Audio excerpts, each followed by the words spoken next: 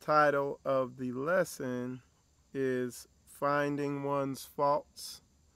So what I'm going to do is, like I always do, I'm going to get the feed up and running.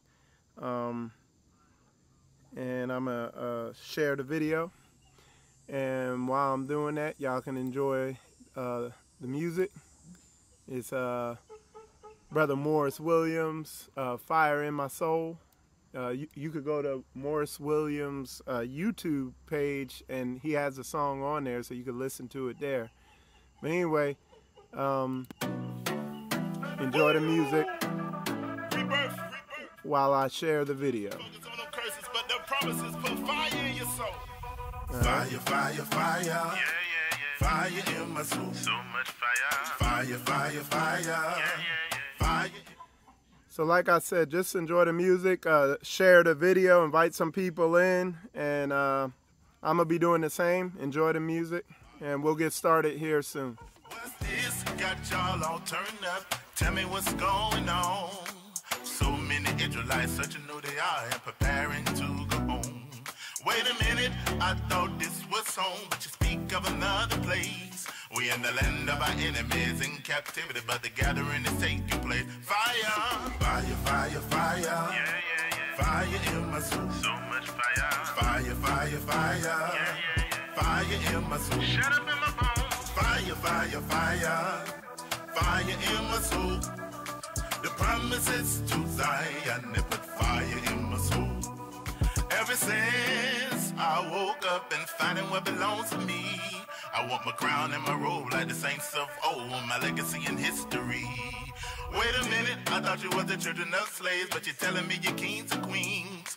We the chosen of Yah, the apple of his eye, the original royalty. Fire, fire, fire, fire. Yeah, yeah, yeah. Fire in my soul. So much fire. Fire, fire, fire. Yeah, yeah, yeah. Fire in my soul. Shut up in my bones. Fire, fire, fire. Fire in my soul. The promises to Zion, they put fire in my soul. Rebirth, fire in my soul, all flames in the members. Ruach, contained in our members. Ruach Jeremiah, cause it shut up in our bones. Can't sleep so deep like it came in syringes. Why? Cause our king is tremendous. Most high. All right, shalom, y'all. Shalom. It's Brother Michael Israel here. I was sharing the video. We got it all shared. I see there's some people in there. Shalom, Robin Milligan. Shalom to Taquana. I can't pronounce it. And of course, my wife is in there. Shalom, wifey. Anyway, the title of today's lesson is Finding Your Faults. And it kind of piggybacks on the lesson I did yesterday, because I was just talking in the lesson yesterday. I didn't go in like I could have. I'm going to do some more on it, but the lesson I did yesterday was talking about why people, men and women alike, have problems finding a mate. And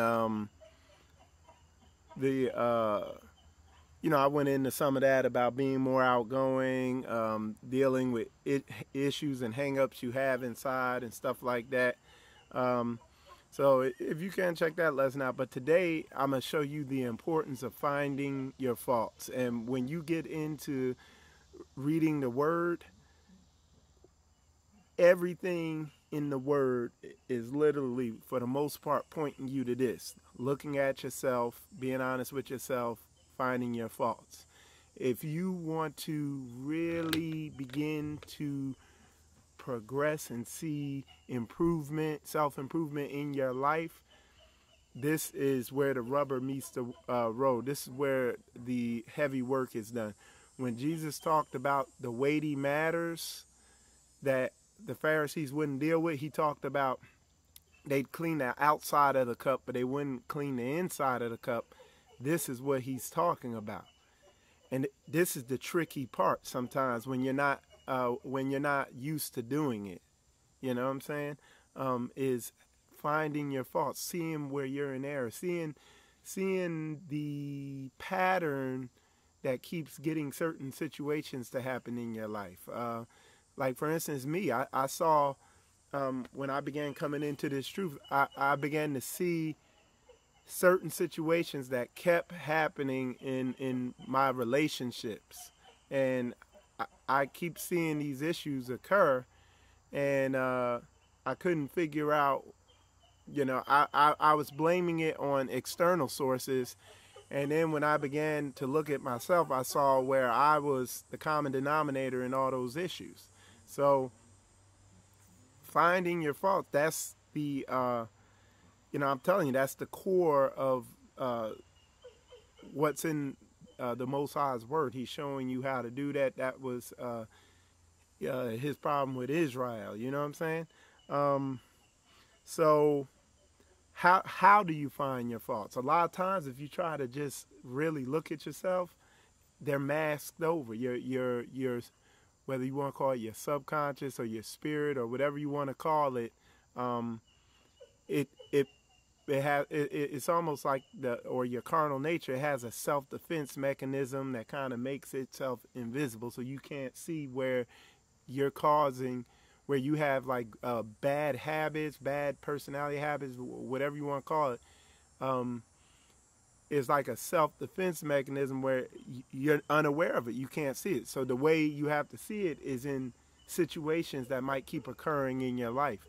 Another more efficient way of seeing it, and they actually work hand in hand, is looking in the Word, studying the Word. Like I always say, like I said yesterday, a good place to start is Proverbs and Ecclesiasticus. Those are good places to start to start that to see where you're in error at, where you're off, where you've developed bad habits or sin nature or carnal lust or whatever you want to call it, where you've developed them. It'll expose it to you. The way it exposes is blatantly obvious. It's like every time I read through Proverbs or Ecclesiasticus, you know what I'm saying, I'm finding you get overwhelmed with the stuff you start finding. You're like, okay, well, let me focus in this area because this is probably what's causing this. You know what I'm saying? So you'll always find that. But that's a good place to start. And then just looking at problem areas in your life, areas where you feel like you experience frustration. That's that's another good place to start. And what you find as you do this, and as you progress in this, shalom, brother, on YouTube, brother MTC Taker 01, shalom, bro. But what you find is when you begin to do this, it yields the hugest gains in your life, like the biggest changes you'll see. You know what I'm saying?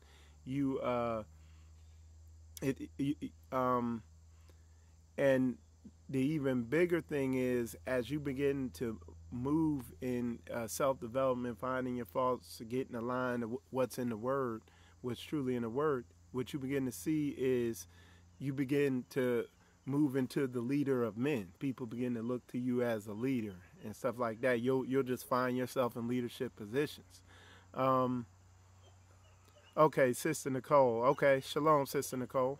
Thanks for tuning in on YouTube there. But yeah, it yields the biggest results. It helps you to be able to discern other people, discern what's going on with them. It helps you to become a counselor to other people. You know what I'm saying? It enables the Most High to be able to use you. Hold on one second here. All right. Okay, there we go. But so it helps you to understand where other people are coming from. Then you could deal with them real efficiently, and you could deal with them with empathy. You know what I'm saying? There's been a lot of people I'm like, okay, they're dealing with that. You know, it helps you be more merciful, and at the end it helps your relationships become more enriched. Now the thing is, you know, because the reason I teach on this a lot is, especially in the Hebrew Israelite movement, you got a lot of people, they like the law. You got to keep the law. And a lot of people, when you say keep the law, they think it's, oh, don't eat pork. Don't eat shrimp, crab, lobster. Yeah, that's part of it. The women got to wear a skirt and all this stuff. And a lot of people push on that. But a lot of people, I'd say 90% of the Hebrew Israelite movement, they don't look at the character development parts of the law. They fail to look at that. You don't really hear anybody teaching the book of Ecclesiasticus or the book of Proverbs, really going through that. But yet, when I watch a lot of these brothers' videos, a lot of these Hebrews I've gotten out here and dealt with, I've seen where, yeah, they're keeping that, like that verse says, clean the outside of the cup, but you don't clean the inside. So the outside of their cup is airtight. I mean, some of these brothers is keeping these laws, statutes, and commandments externally better than me. But internally, the cup is full of dirt. You know, it's not just dirty, it's full of dirt. It's like some of the, I'm not going to go into detail, but just some of the Hebrew groups I've seen out there dealt with stuff like that. Yeah, the outside was good. They had scripture memorization. They had it down better than I did. And they had the doctrine understood in and out and all that. But as far as their character, they got all types of character issues, stuff that's happened to them in the past that they haven't dealt with.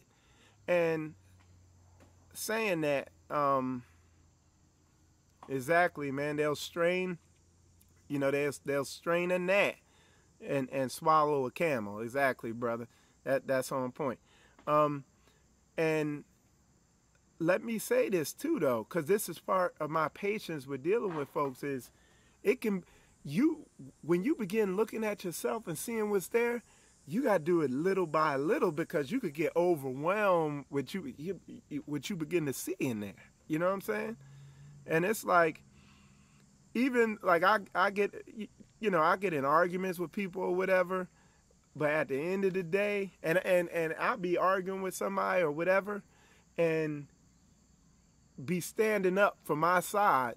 But after the argument's over, I go back and I consider everything that was told to me or said. Because that's where the real growth is at. And growth is painful. It could be painful. So, you know, and as you begin to progress in this, and you begin to become comfortable with it, because you realize it's the path. Like the Most High said, he says, keep my commandments, and my commandments are not grievous. That are not burdensome. They're not heavy. It's like the reason he's telling you to deal this way with certain people, and to like you read Ecclesiasticus and Proverbs, and like I said, I keep saying that because that's a good starting point. But when you read that, you see that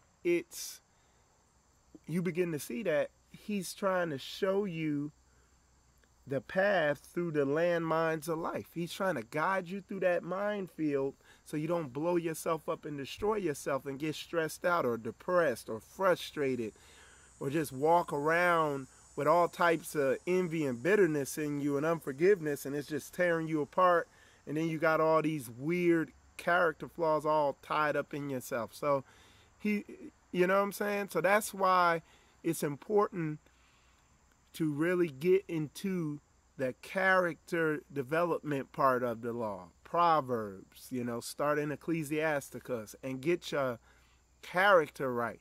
And then literally the external type laws, you're going to naturally see the benefit in that once you get all that lined up, once you get all that right. And if y'all got any questions, you know, just put it in there, you know what I'm saying? But yeah, that it's you know, but let me go back to what I was saying. Understand that it's it's painful coming to the realization that, hey, you got these issues, and that's why the Most High, like, pride is an abomination to him. And the reason it's an abomination is because if you're prideful, there's no way you can humble down and look at yourself. You know what I'm saying? You won't be able to do it. You won't be able to humble down and self-analyze yourself, because your spirit, your subconscious mind, whatever you want to call that, it's going to be, shalom, Sister Esther. Shalom. Look forward to seeing you. I think you're going to be at the event on Sunday, so we look forward to seeing you there. And what I'm talking about, I'm up here in New Jersey. I'm not down in Jacksonville right now. We have a Reclaiming the Throne event. It's an event promoting a documentary that we're going to be coming out with soon. It's the Reclaiming the Throne conference on Saturday. It's going to be in New York City and Harlem. You can watch. I got a video on YouTube and on Facebook promoting it. And on Sunday, it's going to be in New Jersey. So if y'all in the area, come on out and check it out. They're going to be bringing out heavy information about what's in the documentary. And it's going to be, you know, some of the stuff will just blow your mind. It's concrete information showing exactly who we are. The brothers doing the documentary, it's a broadcast movie quality documentary. I mean, they're using the real movie cameras. It's not something that they filmed on a cell phone and threw on something. It's real high quality. So come out and check that out if you're in the New York, in the tri-state area. You know what I'm saying? Like I said, we got Richardson Kelly. He's coming up from Virginia. You know, I drove up from Jersey. You know, I'm visiting family. I'm up here in Lake Apacao right now. It's like up in the mountains in New Jersey at my brother's house. See that? It's like a mountain resort. It's awesome out here. The air smells different. You know what I'm saying? Me and my wife is sleeping good out here for a change. You know what I'm saying? We like it. So we got 2 days of rest out here, really rejuvenated ourselves. I've had time to do more videos, so it's awesome. That's my brother in there. He's I guess correcting my pronunciation on there. But yeah, it's awesome up here, but we're getting ready to head into New York City right now. You know, we really enjoyed it out here, but we're going to head into the city and start talking to the brothers and sisters and start getting set up for the conference, you know. So if you're in the area, definitely come out.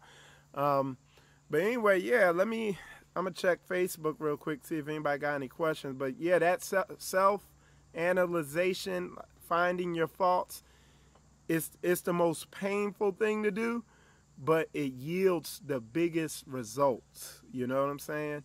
And Sister Nicole, I see you on Facebook. If you ever have any questions, like I said, you put something in the comments on the videos, and most of the time I'll do a video to people's questions. And I'm just telling you that because I haven't seen you on here before, so just so you know.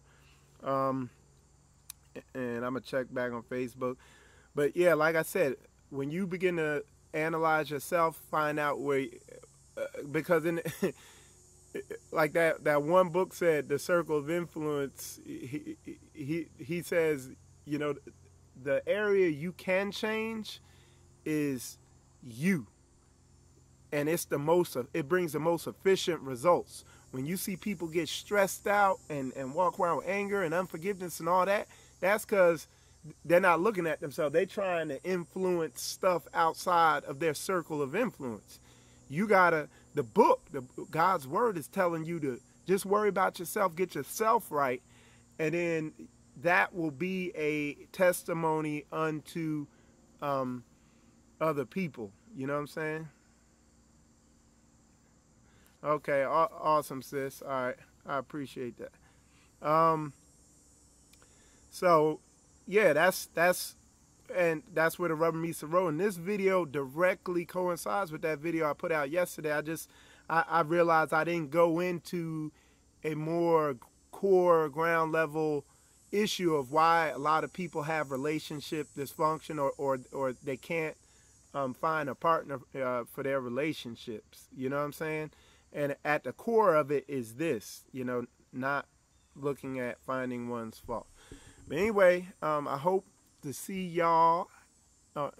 If you're in the area, I hope to see y'all in New York City and in New Jersey at the event.